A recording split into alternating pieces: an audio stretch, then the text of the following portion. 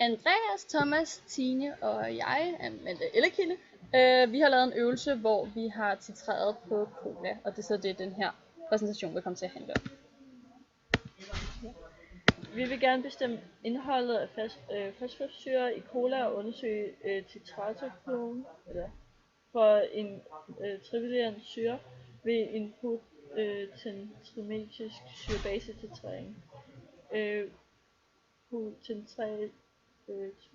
Potentiometrisk syre-base-titrering er en metode, man bruger til at finde indholdet af en bestemt syre eller base med en ukendt koncentration.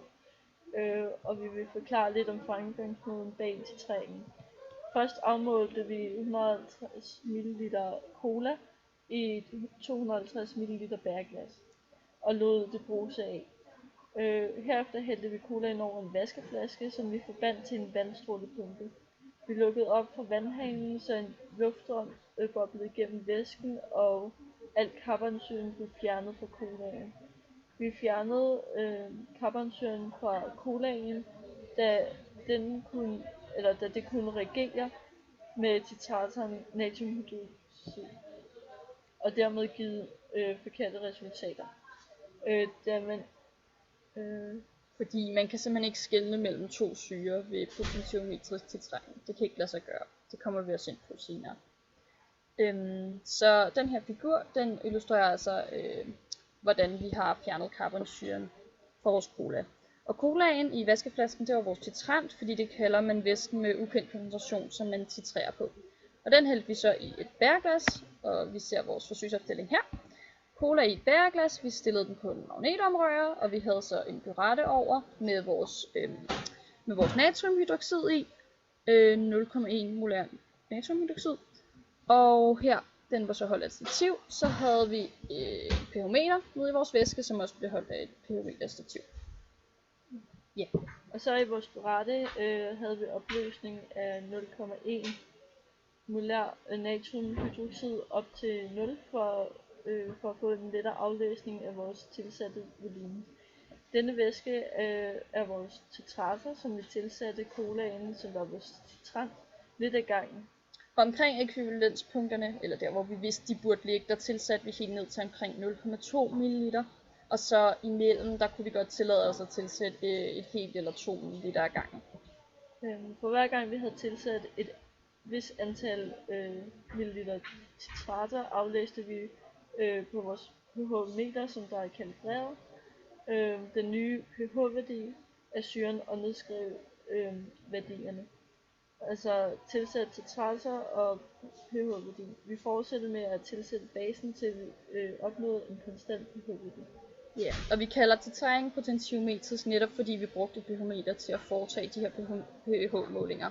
Vi kunne også have lavet en kolorimetrisk titrering, hvor man bruger en farveindikator, men for at finde de nøjagtige ekvivalenspunkter og være sikker på, hvilken syre colaen indeholdt, så brugte vi den her form for titrering i stedet. Og ekvivalenspunkter, det er et ekvivalenspunkt af det sted, hvor der er tilsat så meget base, at al syren er blevet omsat, altså al syren har reageret. Og i et koordinatsystem kan man afsætte volumen af den tilsatte base, her natriumhydroxid er x-aksen, og så opløsningens pH-værdi er y-aksen, og så indsætte resultaterne fra titreringen. Og det gjorde vi, og så har vi fremstillet en titrerkurve for fosforsyre. Den vil vi også vise snart. Og fosforsyre, det er en trivalent syre, og en trivalent syre, det er en syre, som kan afgive 3 hydroner, fordi valens, det betegner inden for syrebaser noget om, hvor mange hydroner pågældende syre eller base kan afgive eller optage. Så antallet af ekvivalenspunkter på en titrerkurve, det svarer ideelt set til antallet af hydroner, som syren kan afgive. Nu siger jeg ideelt set, fordi sidste hydron bliver ikke afgivet i vores forsøg, fordi titratoren ikke er en stærk nok base til det. Det kommer vi ind på senere i vores diskussion. Men teoretisk set, så reagerer fosforsyren med natriumhydroxid efter de her reaktionsskemaer, vi vil vise nu. Som vi kan se i den første reaktion, reagerer fosforsyren med hydroxidionen og omdanner sig til vand og dihydrogenfosfat. Ja, og fosforsyren her, den er vores syre, sjov nok. Dihydrogenfosfaten, det er så dens korresponderende base. Her der er hydroxidionen, vores base, og vand, det er dens korresponderende syre, fordi at vand det er en amfolyt. Så. Og så i den anden reaktion er det altså den nye syre, dihydrogenfosfat, som går sammen med en hydroxidion og hydroxidionen og afgiver en hydron, således det bliver hydrogenfosfat. Ja. Og vand. Her er dihydrogenfosfat altså syren, og hydrogenfosfat dens korresponderende base, og igen er hydroxidionen basen, og vand dens korresponderende syre. I den aller sidste reaktion afgiver den syre sidste hydron og bliver til fosfation. Ja, så hydrogenfosfat er syren, fosfationen den korresponderende base, og hydroxidionen vores base, og vand den korresponderende syre. Og vi titrerede jo med, vi brugte natriumhydroxid i beretten, og vi ser dog slet ikke natrium indgå i den her reaktion. Det er ikke relevant for de her reaktioner, fordi natriumionen den er bare en tilskuerion her. Så det vi altså ser, det er, at vores fosforsyre den afgiver alle sine 3 hydroner. Og fosforsyren har jo så derfor 3 ekvivalenspunkter, som jeg også nævnte før. Den har 2 halvekvivalenspunkter, som vi også vil vise senere. Og i halvekvivalenspunkterne så er koncentrationen af syren og basen lige stor. Det vi kan se her, det er titreringskurven for fosforsyre i cola. Ud af x-aksen har vi milliliter tilsat natriumhydroxid. Op ad y-aksen har vi pH-værdien. De blå punkter er de målte resultater, som vi bare har forbundet. Vi kan se, at vi har 2 ekvivalenspunkter. Det første ligger ved 7,5 tilsat natriumhydroxid, og vi kan se, at pH-værdien cirka ligger på 4. Det andet ligger ved 22,5 ml tilsat natriumhydroxid, hvor pH-værdien cirka ligger på 8. Nu vil vi begynde at beregne, og det vi vil starte med at finde, det er stofmængdekoncentrationen for fosforsyren. Så vi tager udgangspunkt i trekanten herovre til højre, og det vi gør først, det er, at vi finder stofmængden, det vil sige N af hydroxidionerne. Det gør vi ved at tage koncentrationen her og gange med volumen, og så får vi en stofmængde på 7,5 gange 10-4 mol. Så ser vi heroppe i reaktionsskemaet, at hydroxidionerne reagerer i forholdet 1:1 med fosforsyre, det vil sige, at de er ekvivalente mængder. Så det vil altså sige, at stofmængden for fosforsyre også er 7,5 gange 10-4 mol. Nu har vi det, vi skal bruge for at finde stofmængdekoncentrationen for fosforsyren. Og det vi gør, det er, at vi tager stofmængden og dividerer med volumen og kommer frem til en stofmængdekoncentration på 0,5 gange 10-2 molær. Ja, så vil vi gerne beregne fosforsyre per liter. Der vil vi bruge vores anden beregningstrekant. Først vil vi beregne den molare masse for fosforsyre. Det gør vi ved at slå det periodiske system og 5 gram per mol. Og det får vi så til 97,99 gram per mol. Herefter vil vi gerne konvertere stofmængden til per liter. Det gør vi ved at sige stofmængden gange liter, og som giver 0,5 gange 10-2 mol. Til sidst vil jeg beregne massen per liter, som vi nu kan beregne som gram per mol gange molen, som giver os 490 milligram. Nu vil vi så finde massen af fosforsyre per 100 ml, og det vi gør, det er bare at tage massen per liter og dividere med 10. Så kommer vi frem til en masse på 49 mg per 100 ml. Og hvis vi kigger på positivlisten fra 2011, så har de altså angivet, at man maksimalt må have 50 mg per 100 ml af fosforsyre i sodavand. Så der kan man altså sige, at vores sodavand eller vores cola overholder altså den her retningslinje. De første 2 pKs-værdier, dem regner vi ud ved at bruge bufferligningen, som hedder at pH-værdien er lig med pKs plus logaritmen af den aktuelle stofkoncentration af basen over den aktuelle stofkoncentration af syren. Da de to er ens, Jo, så må logaritmen være 1 og det giver 0. Ergo så har vi tilbage, at der står pH i lig med pKs. Så i halvekvivalenspunkterne gælder altså, at pH-værdien i lig med pKs.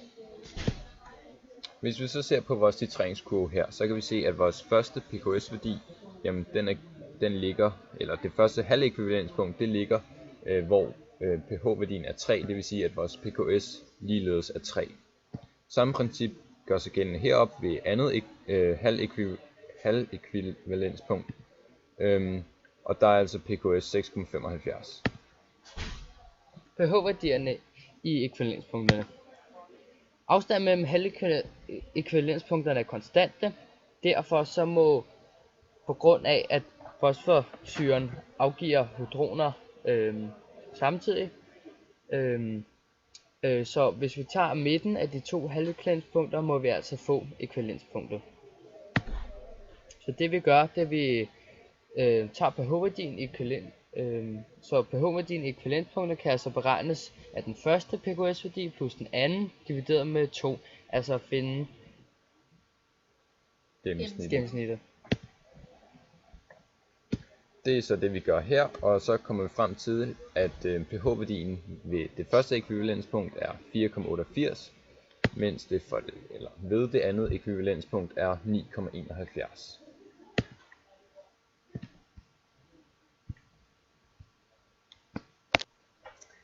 På vores titrerkurve, der bør afstanden mellem ekvivalenspunkterne være ens, og det var den ikke på vores titrerkurve, så vi er selvfølgelig nødt til at se på, hvilke fejlkilder der spiller ind i forhold til forsøget. Og en af de primære fejlkilder, det er, hvis der stadig var tilstedeværelse af carbonsyre i vores cola, fordi så går carbonsyren jo også ind og reagerer med natriumhydroxid. Og det kommer til at have indflydelse på titrerkurven for fosforsyre. Her til venstre ser vi carbonsyres titrerkurve, og den er meget mere flad og udflydende. I øvrigt er carbonsyre også en dihydronsyre, så det vil selvfølgelig gå ind og give nogle misvisende resultater, hvis carbonsyren også reagerede med vores natriumhydroxid. Ja, og der kan så være forskellige måleusikkerheder ved en titrering, og det kan så være fejlaflæsningen på retten, forkert volumen, man har aflæst, og så forkert afmålingen igen ved, når man tog colaen. Og så er der pH-meteret, så man kan have, Er lang tid om at indstille sig. Ja. Og så svinger den meget med resultaterne, så kan det være svært at afgøre, hvad der er den helt rigtige pH-værdi i det givne øjeblik. Nu kan vi så vurdere, hvorvidt mængden af fosforsyre i cola egentlig er præcist, altså det vi målte. Til det der kan man bruge positivlisten som reference, og på positivlisten der var det jo angivet, at man maksimalt måtte have 50 mg per 100 ml i sin sodavand. Og da vi fik 49, så kan man jo formode, at vores målte mængde af fosforsyre i cola faktisk er fin. Hvis man ser på vores titreringskurve, så havde vi kun 2 ekvivalenspunkter. Og ideelt set, så burde vi egentlig have haft 3, eftersom at fosforsyre er en trivalent syre. Her der må man nævne natriumhydroxid, fordi grunden til, at vi kun fik 2 ekvivalenspunkter, det er fordi natriumhydroxid ikke er stærk nok til at optage den sidste hydron.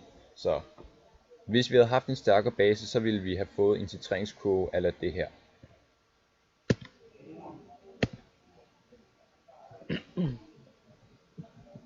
Konklusion.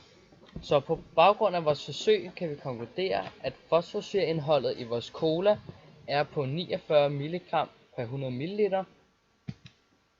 Ifølge titreringskurven, vores målte resultater, ligger de to ekvivalenspunkter på 4,5 og 8.